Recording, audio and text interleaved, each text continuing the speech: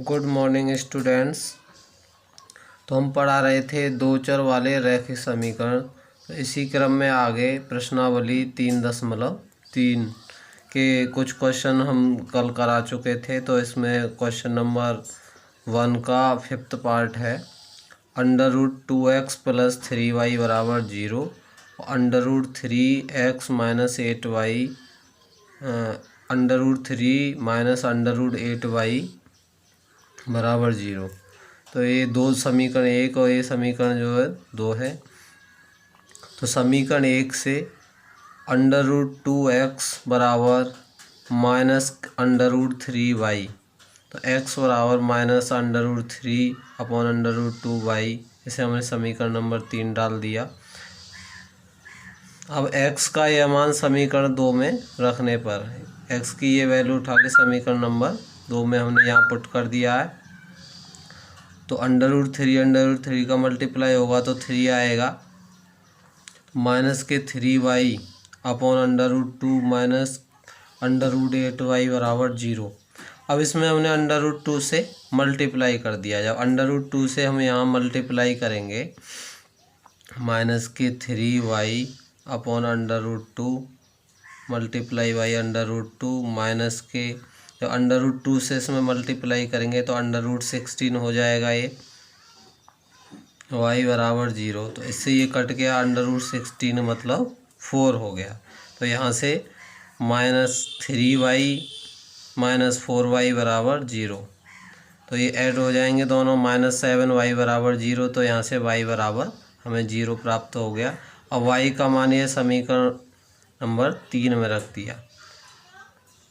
तो y = 0 समीकरण 3 में रखने पर तो यहाँ y का मान 0 रख देंगे तो x का मान भी क्या हो जाएगा, 0।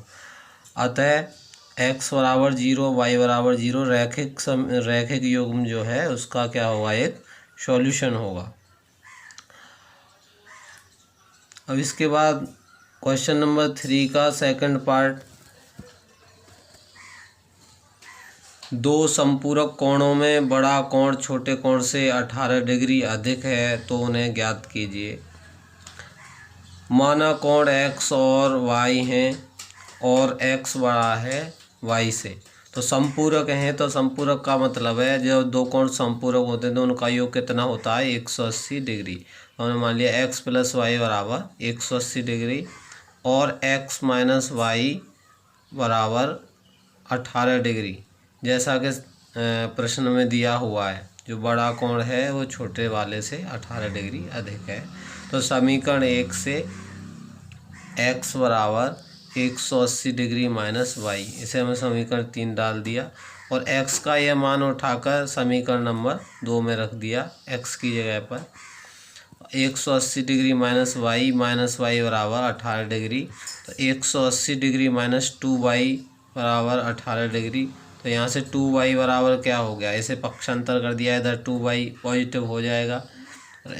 18 डिग्री को इधर ले गए तो 180 - 18, तो यहाँ से 2y = 162 डिग्री। तो y = 162 डिग्री अपॉन 2, इसे डिवाइड करेंगे तो कितना टाइम्स कटेगा, ये 81 टाइम्स। तो यहाँ से y का मान कितना आ गया, 81 डिग्री। और y का यह मान हमने किस में रख दिया, समीकरण नंबर 3 में रख दिया। तो समीकरण 3 में रखेंगे तो कितना आया, यहाँ से x = 180 - 81, तो 99 डिग्री। तो अतः कोण 99 डिग्री और 81 डिग्री। तो इस तरह से हमें ये दो संपूरक कोण प्राप्त होंगे। अब इसी क्रम में क्वेश्चन नंबर 3 का फिर 6 पार्ट और बाकी पार्ट्स को स्टूडेंट खुद सॉल्व करेंगे। अगर कोई समस्या आती है तो उसके बारे में भी डिस्कस करेंगे। 5 वर्ष बाद जैकब की आयु उसके पुत्र की आयु से 3 गुनी हो जाएगी। 5 वर्ष पूर्व जैकब की आयु उसके पुत्र की आयु की 7 गुनी थी। उसकी वर्तमान आयु क्या है। तो माना जैकब की वर्तमान आयु x वर्ष और पुत्र की वर्तमान आयु y वर्ष। तो 5 वर्ष बाद की जो बात कहा है, तो इसमें जो है प्रश्न के अनुसार तो x + 5 होगी जैकब की। तो कहा उसके पुत्र की आयु की 3 गुनी हो जाएगी। तो x + 5 प्रश्न के अनुसार क्या है यहाँ से x + 5 बराबर 3 टाइम्स ऑफ y + 5। अब इसे हमने सॉल्व किया, इसमें मल्टीप्लाई किया, 3y + 15 होगा, 3y को पक्षांतर कर दिया तो x - 3y बराबर 15 - 5। तो x - 3y बराबर 10। इसे हमने समीकरण नंबर 1 डाल लिया। अब द्वितीय शर्तानुसार x - 5 बराबर 7 टाइम्स y - 5। तो यहाँ से इसे सॉल्व किया तो x - 7y बराबर -35 + 5। तो x - 7y बराबर -30। इसे हमें समीकरण सेकंड डाल दिया। अब समीकरण फर्स्ट से, समीकरण 1 से x बराबर 10 + 3y, ये समीकरण 3 डाल दिया। और x का यह मान उठा के हमने कहाँ रख दिया, समीकरण 2 में। तो x की जगह पे 10 + 3y - 7y बराबर -30। तो यहाँ से इसे सॉल्व किया, -4y बराबर -30 - 10। तो -4y बराबर -40। तो y बराबर कितना हो गया, यहाँ से 10 हो गया, क्योंकि y बराबर लेंगे यहाँ से -40/-4। तो माइनस से माइनस गया और 10 टाइम्स आपका y बराबर 10 मिल गया। y का ये मान उठा के कहाँ रख दिया, समीकरण 3 में। y का मान समीकरण 3 में रखने। तो x बराबर 10 + 3 × 10। तो x बराबर 10 + 30। तो x = 40। तो जैकब की वर्तमान आयु कितनी हो गई, 40 वर्ष, और पुत्र की 10 वर्ष। इस तरह से बाकी पार्ट स्टूडेंट खुद सॉल्व करेंगे। इसके बाद आती है विलोपन विधि। तो विलोपन विधि में क्या होता है कि किसी दिए हुए रैखिक गुण में किसी चर के गुणांकों को समान करके एक चर को विलुप्त किया जाता है, और ये कभी कभी प्रतिस्थापन विधि से अधिक सुविधाजनक रहती है। या तो x के गुणांकों को समान कर लो या y के गुणांकों को समान कर लो।